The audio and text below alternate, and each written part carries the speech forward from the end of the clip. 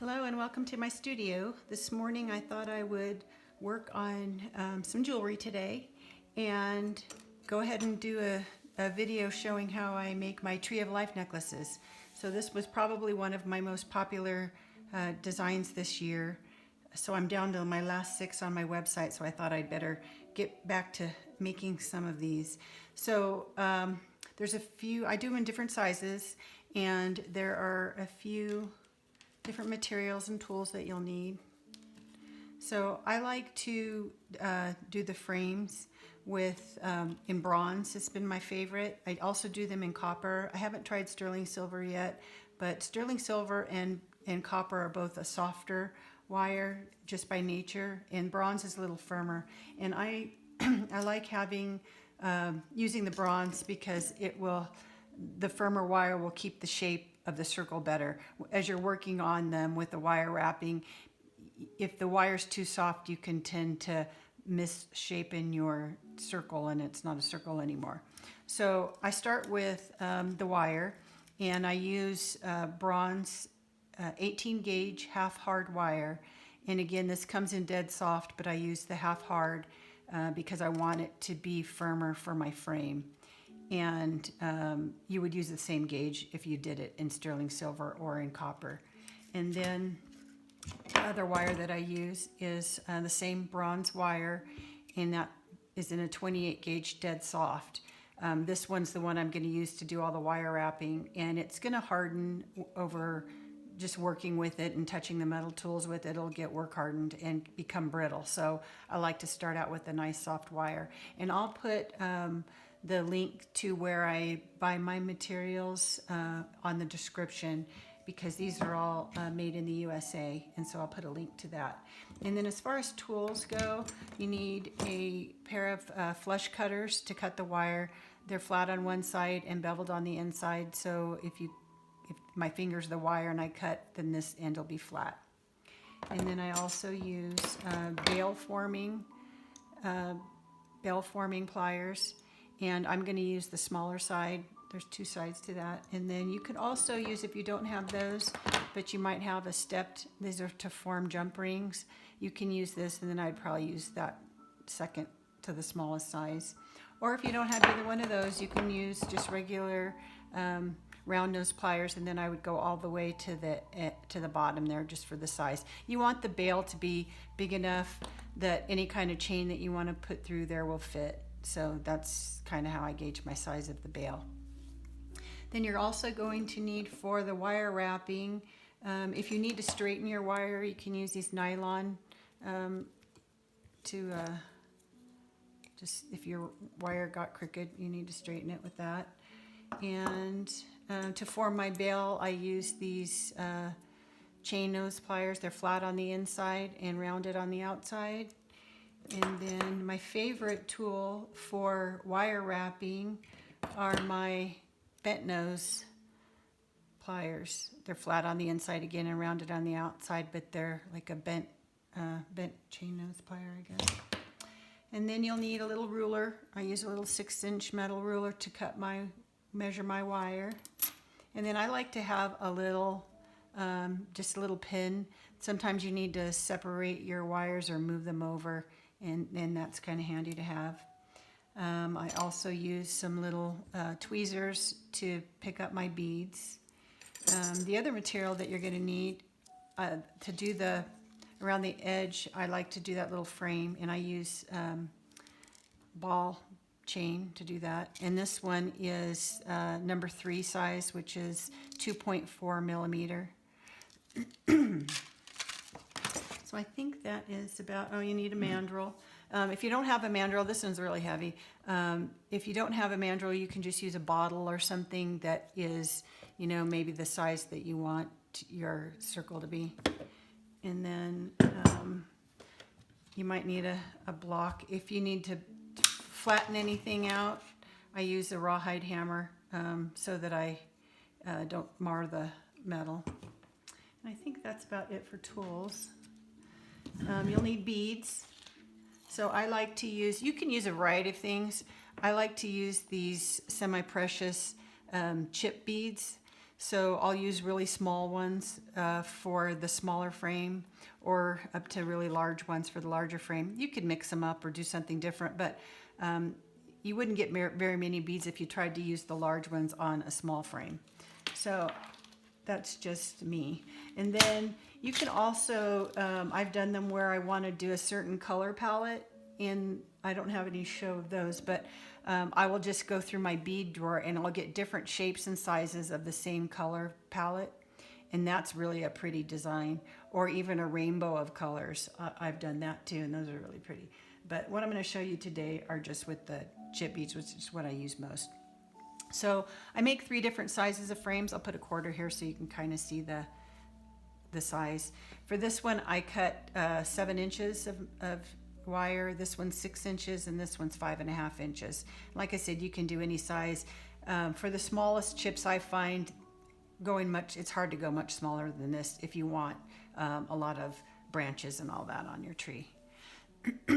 So we'll start with the frame, and I'm going to cut my 18 gauge wire, and I'm going to do, let's do about 6 inches of that. And I'm going to cut the flat side so I have a flat end to start with. And because I did that the last time when I cut, this one's not flat, so I'm going to start there. I'll probably have to trim these again, but this at least gives me a start with a flat end.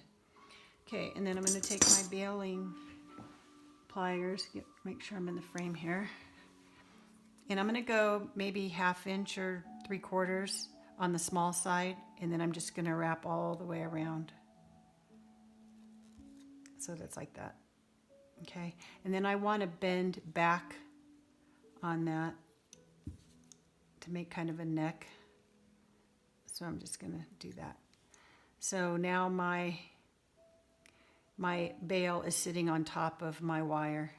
Okay, and then I'm going to put it back on the small one. I'm going to just take my chain nose pliers and grab it right at the corner there and bend it around. This is a little harder to work with because, like I said, it's half hard, 18 gauge. So I'm going to decide which is my back and which is my front. I want 2 wraps with this wire. So I'm coming around the front again, and now I'm coming around the back. Okay. So this is going to be my back, and this is going to be my front. So I want to cut this flat so that when the other wire meets, they'll hopefully in a perfect world join together. So I'm going to cut this so that I'm keeping it flat on the part that's staying on my necklace. Okay, and then I can kind of do that tighter.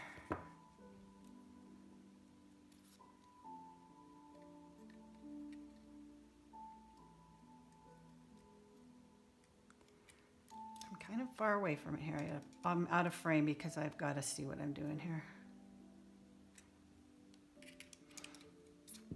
Okay. And then I like to kind of flatten it out that way. Okay. So this is the back side again. So now I want to make another little sideways bend like this, because I want, I'll show you on this one. I want my bail to be going this way, so when my chain goes through, it goes like this. But then I need to make my circle. So I have that, and I'm going to just wrap it around my mandrel. Now I'm going to wrap twice again. Let's turn it the other way. I want to wrap twice again so that I meet up with that wire. So I need to be coming this direction so that it meets. And I want to leave about the same amount. So let's see which way I'm going here. Okay, so I'm going to go this way.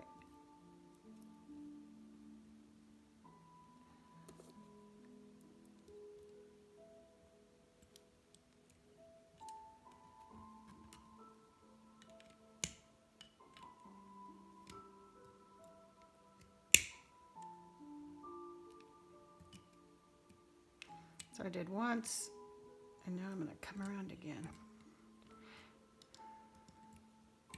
This is probably the hardest part of this whole project. And that's just because, I'm going to take it off of here. That's just because I'm using a thick wire that is half hard.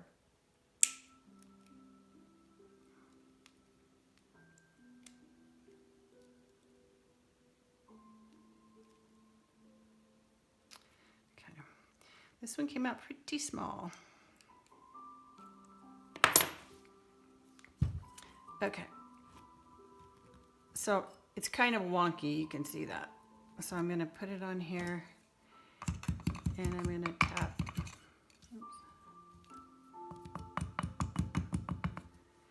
Because tapping it down, I want to have no gaps. I don't know if you can see that. I don't want to have any gaps around. I want to know that it's round.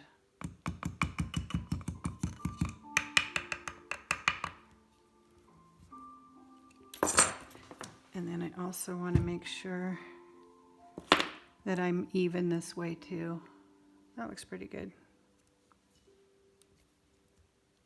And the other thing I like to check is, because I've wrapped one way and one the other way, I'll take my pliers and just kind of make sure I'm flat this way too.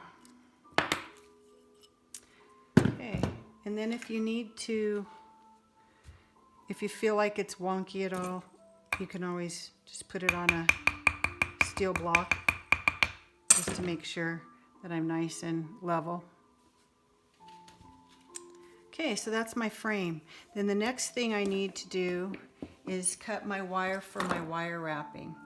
And what I have found is about 14 or 15 inches for each branch works. So I'm going to take my 28 gauge wire, and I like to use this metal ruler because it's 6 inches. This is about another inch. So if I go like this, I want to bend it halfway. I just bend it right on the end of the metal there. And then I cut that. So that's about 14 or 15 inches of wire folded in half, okay? And then I need to cut my ball chain. And let's see, grab one of these. So when I cut this, I want, make sure I'm here, I want to just eyeball it, but I need to go all the way around. And I want to leave a little extra because I'm going to be wrapping wire all around this frame, and then it's going to be catching between the balls. So the wire wrapped, even though it's really thin around this, by the time you get the whole thing, it's going to take up a little space. So I actually just kind of eyeball it a little bit big and then add a couple. Usually I only waste maybe a couple of balls, but that's okay. It's worse if you don't measure enough and you've wire wrapped, you get all the way around and your balls don't meet at the top. You have a gap. Then you're kind of stuck. Okay, so that's the two pieces I need. And then I'm going to take one of the wires that I've cut. I need 7 of these. And I'm going to start on I kind of work with my frame upside down because these are going to form the roots of the tree first. So I take my wire and I'm going to wrap it. I wrap the left side, the left hand. I'm right-handed. I wrap that around twice. Okay, and then I kind of pinch that together. Then I'm going to take my ball and I'm going to find where halfway is, just about. So my ball chain, we're going to say that's halfway. And because I have 7 wires I'm going to be working with, and I want them centered, and I want my ball chain centered, I'm going to count 3 spaces that are in between balls, 3 to the left. And that's going to be where I start because I'm going to have 7 on here. So I'm going to take the right, I'm going to put this in here, the right hand wire, and I'm going to wrap it. Now I lost my center. 1, 2, 3. It's there.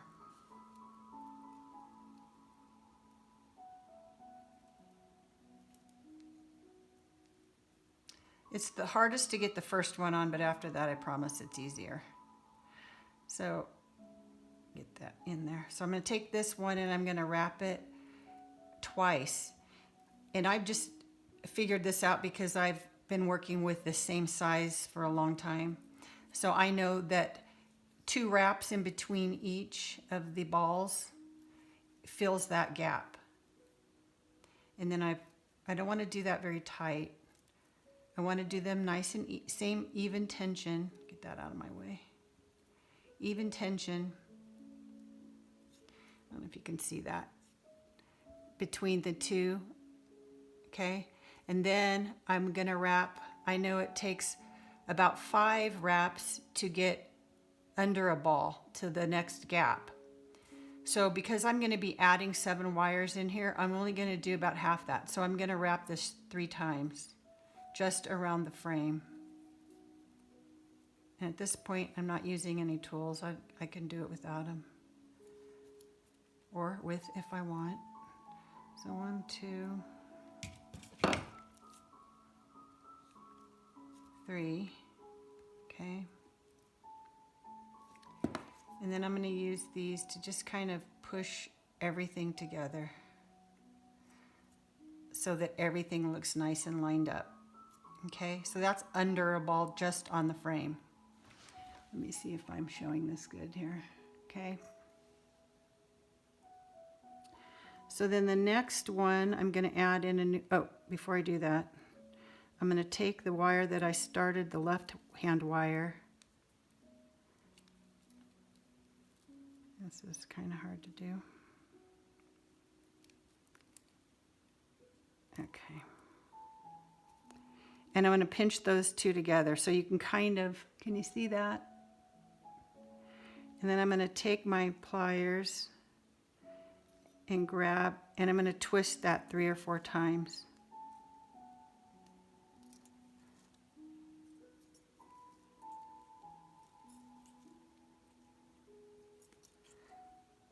Okay, and that's the first root of my tree.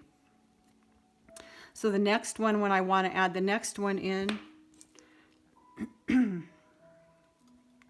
I won't make you watch all of these. I just want to show you how to get a second one in there. So again, I've done 3 wraps. I ended with 3 wraps. So I'm going to wrap this on twice.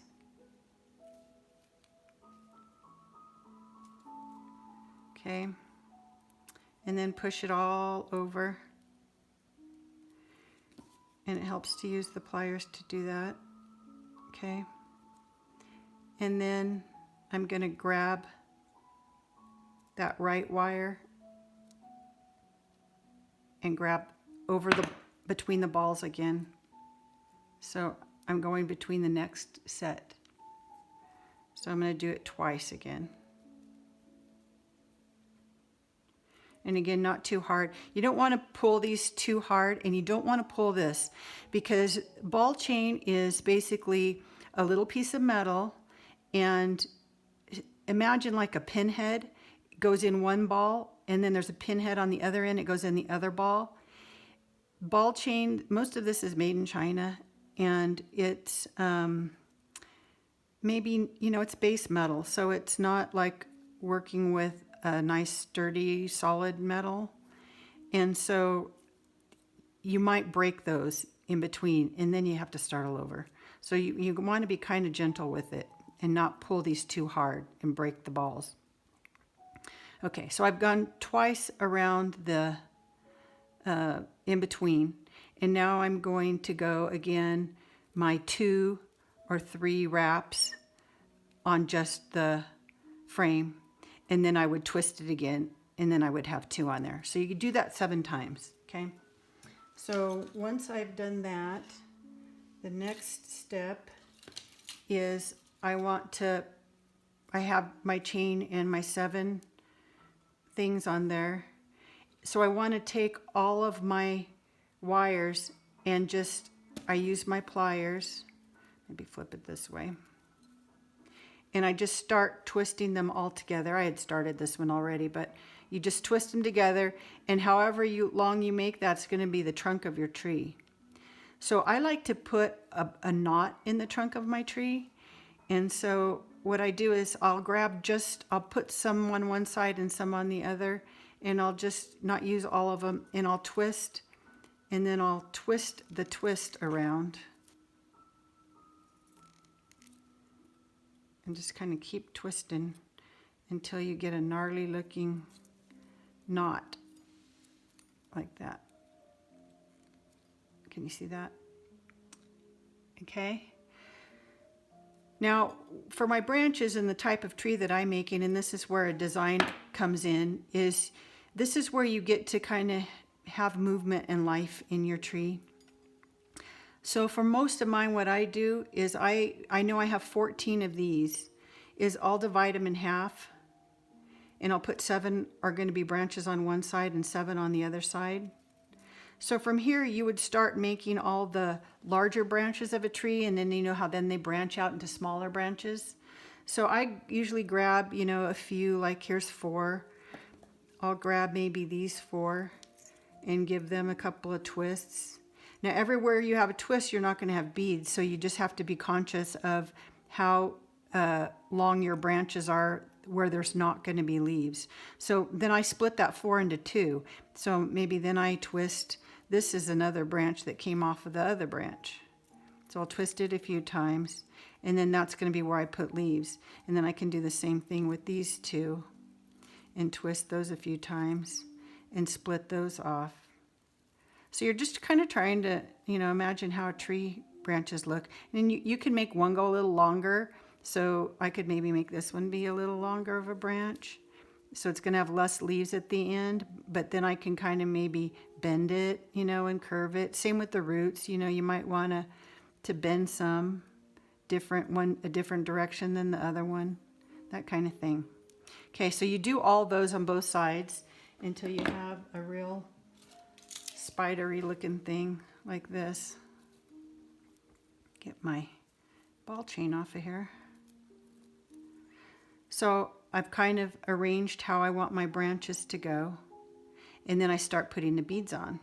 So I've done one side, and I'll just show you quickly. I'm using, this is a larger frame, so I'm kind of using, I decided to do peridot since yesterday I started this, and it was the last day of August, so that's the birthstone. Which reminds me, today's the 1st, isn't it? So I need to go on my Facebook page and do the drawing for today. I almost forgot it was the 1st.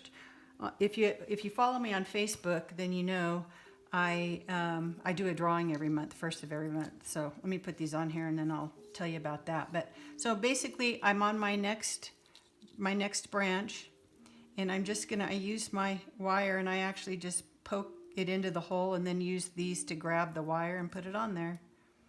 So this is just where you kind of, these are all one color, but maybe I want to vary the size so that they don't look too stacked. You know, put a small one and then a big one, that kind of thing.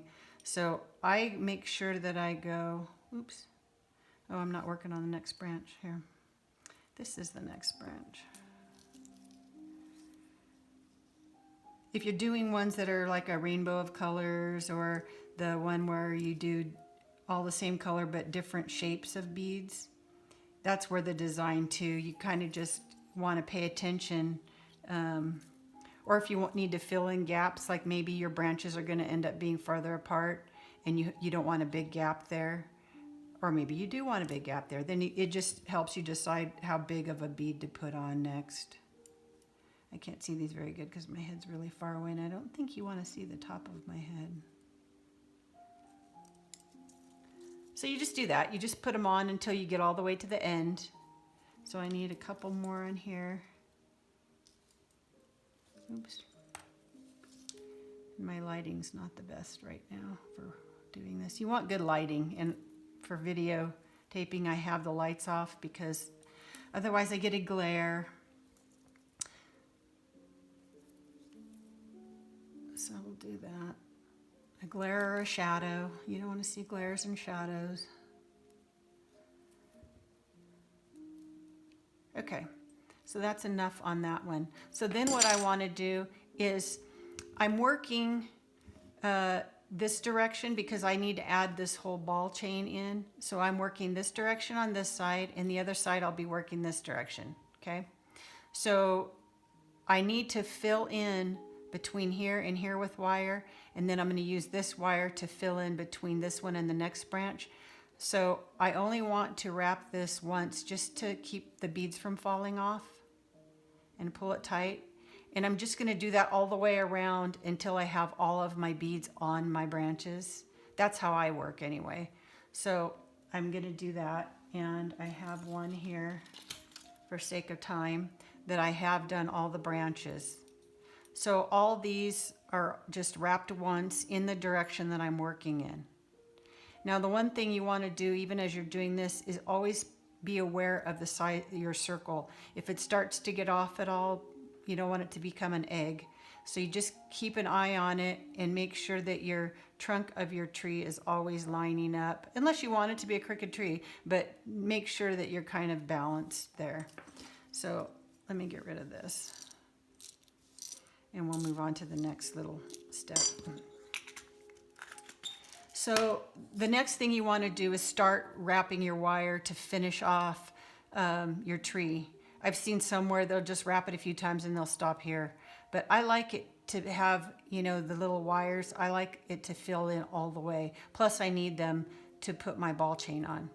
So I've already added in to get this one started. The other thing, I'll start on the other side so you can see. The other thing is, depending on if you're right-handed or left-handed, you'll find that you're more comfortable working in a certain direction. So sometimes you might be working from the front and sometimes you might be working from the back. It doesn't really matter while you're working on it, unless you care about where you end your wires and cut them. So I make sure they're all really tucked in flat anyway. So it shouldn't really matter. But anyway, so to start the tree from the roots to the first branch, you'll have these wires to work with in between here, but from here to here you don't have a wire because we've used all those roots to become our branches. So I need to add in a wire here. So I'm going to cut just a little bit. Doesn't really matter how much, kind of eyeball it. Once you get used to this, I don't know, I'm going to do probably 10 inches or so. And that's probably too much, but I just want to make sure I have enough to cover here. So what I do is I take and I just start this wire because I want to end it somewhere. I just kind of poke it through. Oops, I can't see what I'm doing here. I poke it through where the root starts, and then I'm going to wrap this around that first root just so it looks like part of the root. So I'm going to get out of frame here so I can see what I'm doing. Ouch. And wrap it a couple of times so I can trim it. So my drawing that I do, if you follow me on Facebook, I kind of put there, I don't post every day. Sometimes it's more than once a day. It just depends on how much I'm working. But I post whatever I'm working on. So I do a variety of things, so it just kind of lets you know what I'm working on. And a lot of times the jewelry, especially if I do something new, I don't have a ton of followers, but I have enough of good customer followers that stuff will sell like sometimes in 5 minutes. So I like the followers there to have first dibs. If I'm working on something, I'll post it maybe before it's finished, like when I have the pendant done, but I haven't put it on a chain yet. I post just the pendant. So if somebody has a specific way they'd like it finished, then they can let me know before I finish it. I don't mind if you do see something on my website or Facebook or whatever, and you want it to have a different chain than I put on it, because all the pendants are one of a kind. So you might not like the way I finished it. You can tell me that, and I have no problem changing it. So if you want, I put it on a plain chain and you wanted it on a beaded chain, I'll do that. Or if it's on leather and you don't want leather, or you want it adjustable and I didn't make it adjustable, anything like that, just let me know and I'll be happy to fix it. But the other thing is, if you follow me on Facebook and you like my page, you like something or comment on something or share something, I see who does that. In most cases, sometimes if you're not a follower and you share something, I don't always know who you are, so you got to let me know, because what I do is every time you do something, I put your name in a drawing, and I do it. You can be in there as many times during the month as you want, and then at the end of the month on the 1st, I put all those in the jar, and then I draw a name, and you win something really, really good. So today I'm going to be drawing for all the people that liked, shared, and commented on Facebook in the month of July or August. We're in September now already, geez. So I've added in that wire, and now I'm ready to go to the next in between two balls. So remember, I'm doing that twice. So I'm going to wrap twice. And again, don't do that part too tight. But you want them even. Okay, if you can see that. Okay, and then I'm going to go underneath and I'm going to wrap 5 times, because I know it takes about 5 or 6, whatever, to cover that ball, and then I'm going to be to the next gap. So I just do that. And then this is where the tool comes in handy. I always try to grab it from the end. After I've worked on this same wire for a long time, I try to really not grab up here too much, just grab the end, because I'm going to probably cut that off anyway. This wire is going to get more and more brittle the more times I go around, so you have to just be aware of that. So I try to really just grab my tool from the end. So I'm in between there, and I use that to pull that tight and over to the all the way, okay? And then I just use my hand and I'm going. You get a rhythm going after a while, so I'm going from the front down, and then I'm going to grab it from the end and pull it tight, come around, pull it tight, go back under. Okay, go back.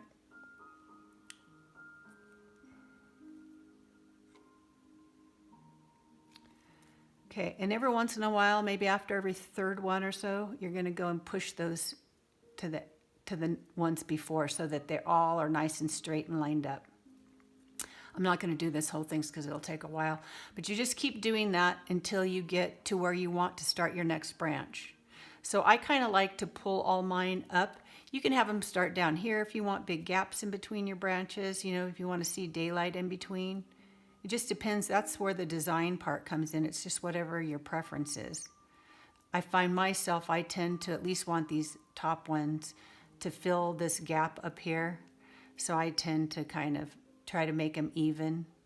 And what ends up happening is, as I come around, I'll end up with a pattern that ends up, let me see one that's finished here, where I have maybe a branch and then 2 balls and then a branch and then 2 balls and a branch. Sometimes it works out you need 3 in between or something like that, but I try to make those kind of even for myself.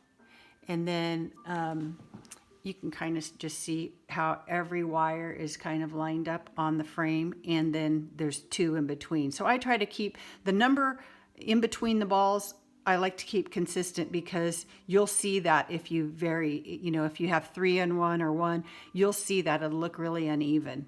But so just 2 wraps in between, and then the number in between that go under the ball, because you're working along a curve, sometimes it will be a little bit more, but you don't notice those as much. And then when you get to one and you have to start the next one, I tend to like to have that break be under a ball, not on the 2 that are wrapped around the ball, if that makes any sense. Because that way I can end my, I don't know if you'll even be able to see any. That way when I cut my wire, I'm going to try to point it out with something tiny here and get in the frame would be good. Okay, so I'm going to end, there might be a break here. It's better than having it in here, because this is a smaller wrap and it's tighter, and you don't want these to come undone. So I don't know if you can even see, but there's a break in there. So I cut the wire, and then I actually use this pin, and I make sure that my end is totally flattened down, because I don't want to be able to go like this with my finger and even feel anything, because it's a necklace, and if you have a sweater or something, it would snag on that. So I'm just real careful about those. So you just want to be able to go through and not have anything poking. Okay, so once you've done that whole thing, really you just end it up here, and same thing, tuck your wire really good. And then the next step that I do, and I haven't done it yet on this one I made a little while ago, and it's already starting to patina on its own. You can kind of tell that compared to the original wire, I don't know if you can see that color difference, but it's starting to get a little warmer. It's bronze, and so it's going to, you've heard aged bronze, that term. Bronze over time is going to look like a penny. And let me see one that is done. And this one's a similar color, so let's see. Oops. Some tangle going on here. So this is in bronze. I don't know if you can see the color difference. Okay, so this one I have already aged. So what I do is I take it from this point, and I'm going to put it in a bath of liver of sulfur.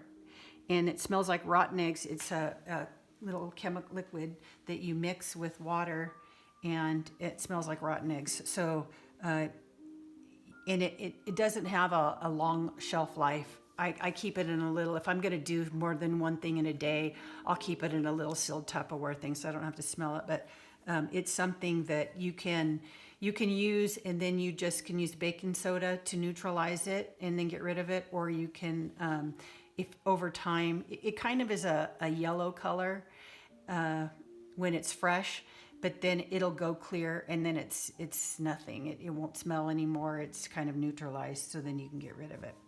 But anyway, that's when you put it in the liver of sulfur bath, it'll turn black immediately.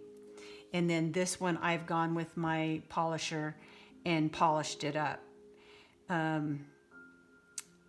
You can do that by hand. I have a little pneumatic polisher that I can use, and then kind of like a dental tool, and get that polished. I put in my gift boxes when I send jewelry out, if it's something that can be polished, I always put a little sunshine polishing cloth in there so you can polish it up, because everything's going to tarnish over time. This has been hanging around a little bit, and always before I send them out, I go and I just make sure I put a little polish on it.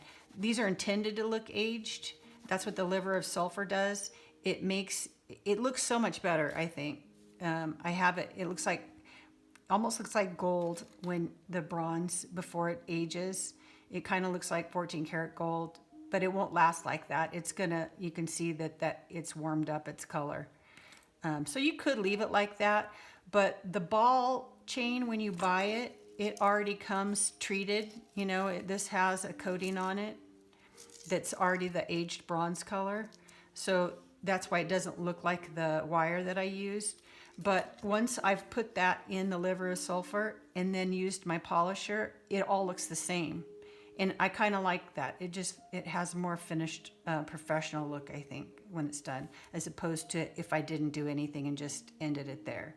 So it can be either way. If you prefer it this way and want it just to age on its own and don't have the black in there, then let me know ahead, and I'll just custom do one that I don't put it in the liver of sulfur.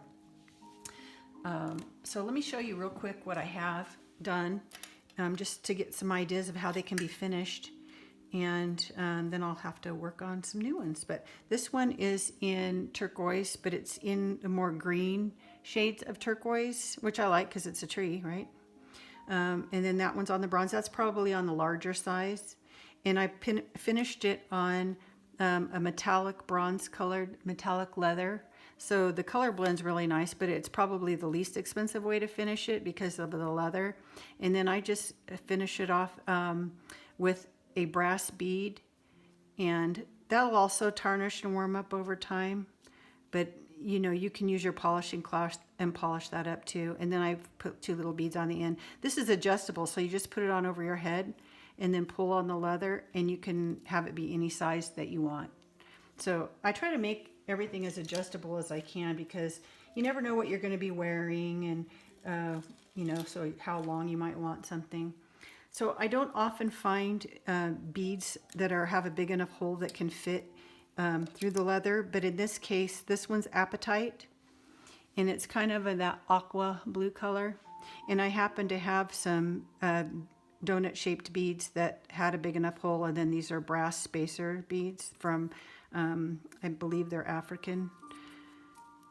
And so I just made a little design, but it's still on the leather. And again, it's adjustable with the bead that just slides.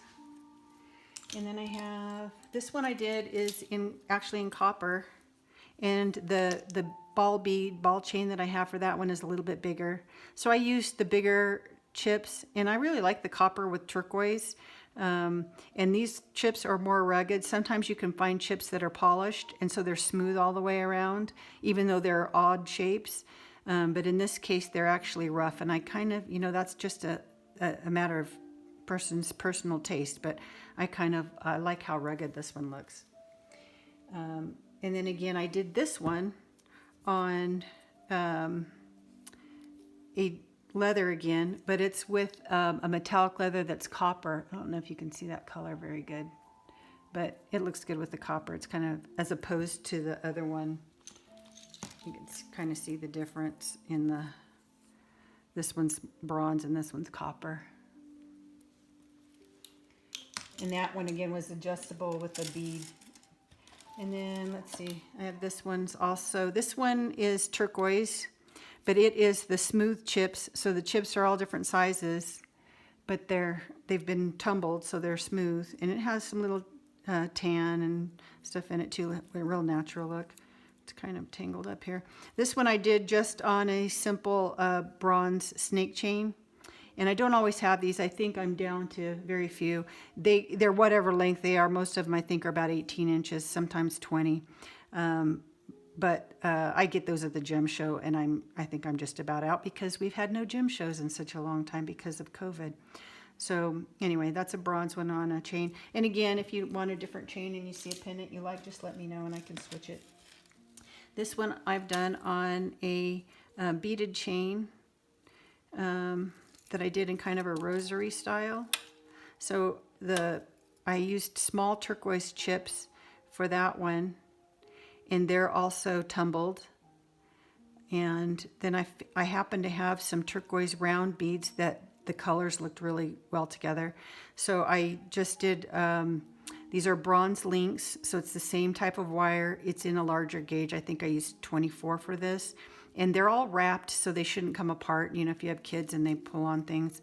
So they should, unless the wire got pinched or something and it breaks, but it shouldn't come apart because each link's wrapped. And then I also make, this one's not adjustable, but I make my own findings a lot of times. So this hook and clasp, it just hooks that way, and it's also made from the bronze and aged. So there's that one. And then, let's see, I think I had 2 of the one that were apatite.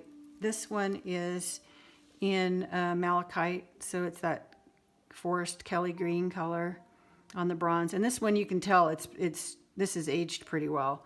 So I could always polish this back shinier again. It'll still leave the black, the darker colors in the crevices, but these balls can be polished up. Let's see. Quite a bit so you can see the difference. And it's kind of hard to see the color. I'm seeing it more than you are, I think. But anyway, I usually polish everything, give it a good polish before I send things out, because sometimes they don't sell right away and they're here and they're just going to age over time. This one I did on the bronze colored metallic leather, and it's adjustable again too. And then the last one is the one I started with, which is a beaded chain. So I just did, this is really tiny turquoise. I just love this one, but I like the size. This kind of suits me more, but it's polished turquoise again. And then I just did a variety of beads. So I did some turquoise that kind of matched, and then there's some peridot in there, and angelite is this bright blue one, and then just some metallic colored hematite, and then there's some amethyst, some garnet, carnelian, and then some more turquoise. So I kind of just did a variety of beads in that one, just a little section. And then this is a bronze ladder chain that's decorative that I like. And then I went ahead and I made it adjustable.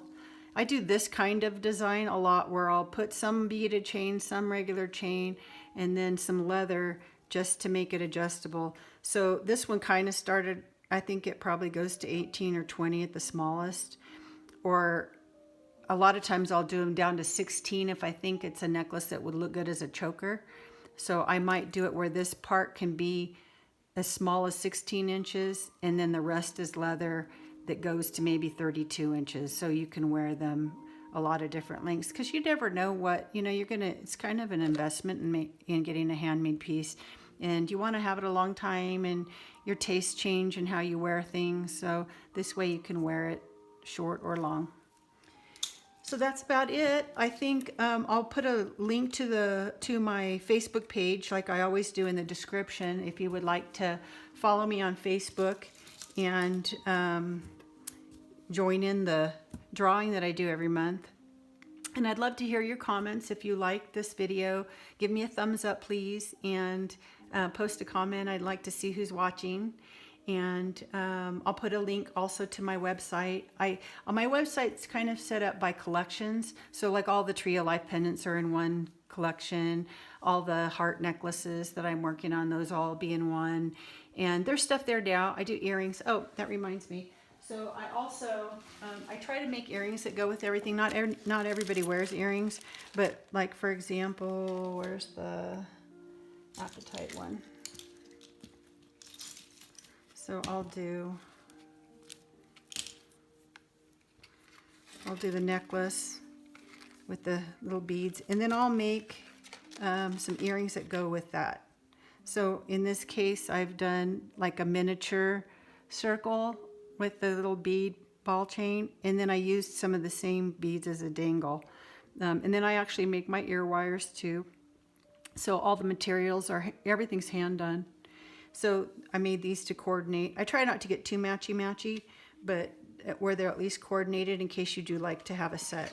So always check. I try to remember in the description of the necklace on the website which earrings go with it, and I try to photograph them together so you can see. But I have different ones for the different necklaces. So make sure you kind of, if you're interested in having earrings to match, let me know. I don't sell them together. I sell them separately. So sometimes they've sold and so they're no longer available, but you can always ask if I can make another pair if you wanted something to go with your necklace. So that's that. I'll put the links in the description, like I said, and now I need to finish up some of these things. So enjoy the rest of your day. Thank you for watching, and I'll hopefully connect with you soon. Go make something. Bye.